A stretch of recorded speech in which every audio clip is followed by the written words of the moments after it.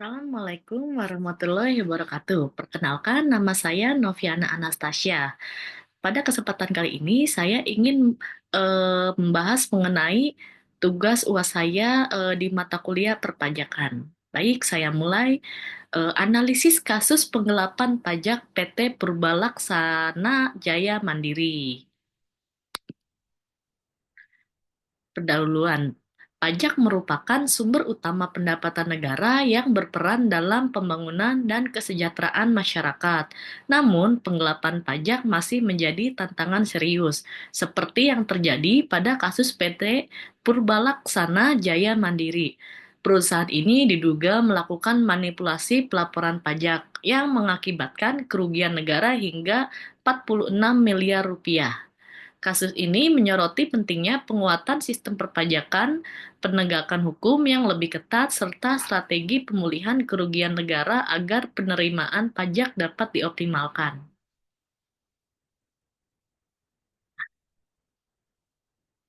Konsep dasar pajak. Menurut Undang-Undang Nomor 28 Tahun 2007, pajak didefinisikan sebagai kontribusi wajib kepada negara yang terutang oleh orang pribadi atau badan yang bersifat memaksa menurut undang-undang dengan tidak mendapatkan imbalan secara langsung dan digunakan untuk keperluan negara bagi sebesar-besarnya kemakmuran rakyat.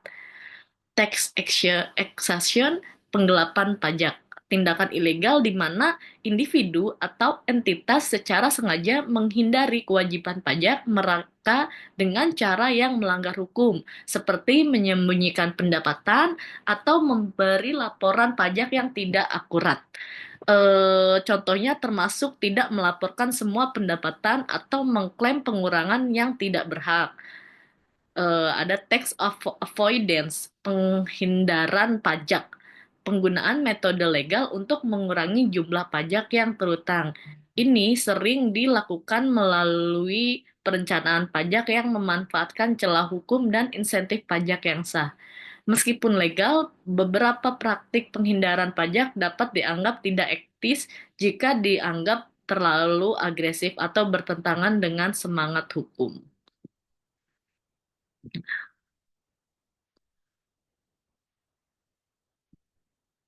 Tindak pidana perpajakan. Tindak pidana perpajakan adalah pelanggaran hukum perpajakan yang mengakibatkan kerugian negara dan dapat dikenakan sanksi berdasarkan PMK 239 2014.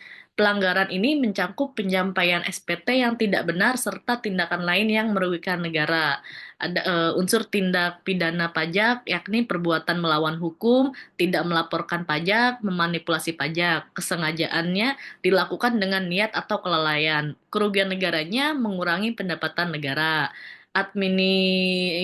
Sanksi perpajakan administratif, ada denda keterlambatan atau kesalahan pelaporan, bunganya keterlambatan pembayaran 2% per bulan, kenaikan 50% dari pajak kurang bayar. Pidananya kurungan 3 sampai 12 bulan, penjara hingga 6 tahun, denda 1 sampai 4 kali pajak terutang. Penegakan hukumnya pemeriksaan oleh audit oleh DJP, penyidikan mengumpulkan bukti pelanggaran, penuntutan kasus diajukan ke pengadilan. Penggelapan pajak PT Purbalaksana Jaya Mandiri. PT Purbalaksana Jaya Mandiri, sebuah perusahaan distributor minyak goreng yang berlokasi di Bantul, Yogyakarta, terlibat dalam kasus penggelapan pajak yang signifikan. Perusahaan ini telah melakukan penggelapan pajak dengan cara menyampaikan surat pemberitahuan atau SPT yang tidak benar atau tidak lengkap. Laporan tersebut mengakibatkan kerugian negara sebesar 46 miliar rupiah, 782.765.900 rupiah. Denda dan kerugian negara. Denda berupa 2 kali lipat dari pajak terutang yang berjumlah 46.782.765.918 rupiah, sehingga total dendanya yang harus dibayar adalah 93.565.531.836 rupiah untuk pajak terutang, ditambah dengan saksi pidana yang menjadi total denda mencapai sekitar 180 miliar rupiah. Dalam tahap tahap awal eksekusi, Kejati DIY berhasil menyita aset senilai 12.183.846 rupiah, termasuk uang tunai dan mata uang asing. Proses hukumnya pada tahun 2022, pemeriksaan keuangan yang dilakukan oleh Direktorat Jenderal Pajak (DJP). Pada tahun 2023, proses persidangan berlangsung di Pengadilan Negeri Bantul. Pada awal tahun 2024, Kejaksaan Tinggi Daerah Istimewa Yogyakarta melakukan eksekusi terhadap aset perusahaan sebagai upaya pemulihan kerugian negara. Pada Maret 2024, Mahkamah Agung memutuskan bahwa PT Purbalaksana Jaya bersalah atas penggelapan pajak.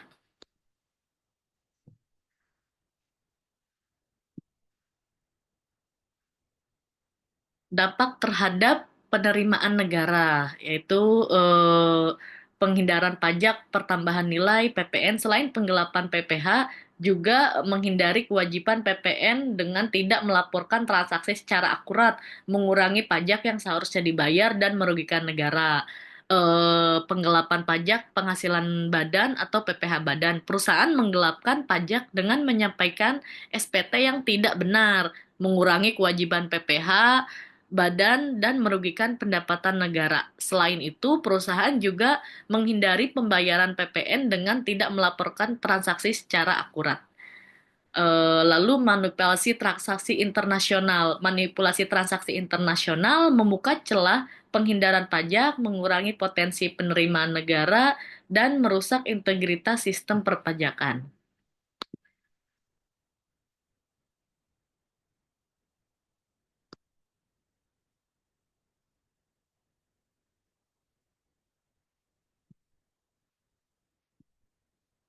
Baik, strategi pemulihan kerugian negara, yaitu perampasan aset, ada penerapan hukum perdata, ada pendekatan ekonomi, analisis of law, ada juga kolaborasi antar lembaga, dan edukasi dan penyuluhan.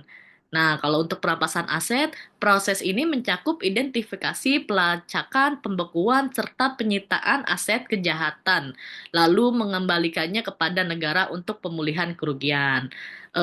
Untuk hukum perdatanya, yakni jasa pengacara negara berperan dalam pemulihan keuangan negara dan menggugat pelaku untuk membayar ganti rugi dan memberikan bantuan hukum dalam pemulihan aset. Lalu pendekatan ekonomi analisis of law-nya, pendekatan ini menggabungkan prinsip ekonomi dalam analisis hukum untuk merumuskan strategi pemulihan yang efisien dan mendorong kepatuhan, serta mendukung pemulihan ekonomi secara berkelanjutan. Lalu untuk kolaborasi antar lembaganya, pemulihan kerugian negara membutuhkan kolaborasi antar lembaga penegak hukum serta sinergi antar pemerintah pusat dan daerah untuk memastikan langkah yang efektif dan terkoordinasi. Untuk edukasi dan penyuluhannya, meningkatkan kesadaran mengenai pentingnya kepatuhan pajak dan dampak negatif dari korupsi. Melalui program edukasi dapat membantu mencegah tindak ilegal di masa depan. Ini juga mencakup lingkungan yang kondusif bagi penegak hukum. Lalu untuk rekomendasi untuk pemulihan kerugian negaranya, ini penguatan sistem pengawasan, peningkatan monitoring dan evaluasi, audit pajak yang lebih intensif, kolaborasi antar negara. Ada juga modernisasi administrasi perpajakan, yakni implementasi teknologi informasi, restrukturasi organisasi, penerapan core tax system, lalu peningkatan kapasitas SDM, pelatihan dan pengembangan pegawai, rekrutmen tenaga ahli, peningkatan kesadaran pajak. Kesimpulannya, pada kasus PT Purbalaksana Jaya Mandiri mengakibatkan kerugian negara 46,78 miliar rupiah akibat penggelapan pajak melalui SPT yang tidak benar. Mahkamah Agung menjatuhkan denda 180 miliar rupiah dengan penyitaan awal 12 miliar rupiah. Tindak pidana ini melibatkan perbuatan melawan hukum, kesengajaan, dan kerugian negara dengan sanksi administratif, denda bunga, serta pidana kurungan dan penjara. Pajak di Indonesia dipungut melalui self-assessment, official assessment, dan withholding assessment system. Namun, kepatuhan wajib pajak masih rendah, sekitar 60%.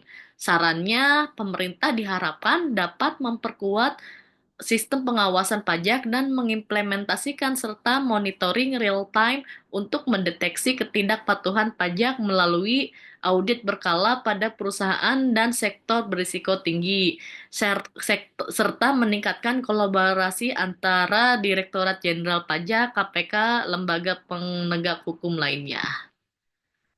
Terlampir daftar pustakanya eh, sudah saya lapirkan. Baik, terima kasih. Sekian presentasi dari saya. Atas kurang lebihnya mohon dimaafkan. Wassalamualaikum warahmatullahi wabarakatuh.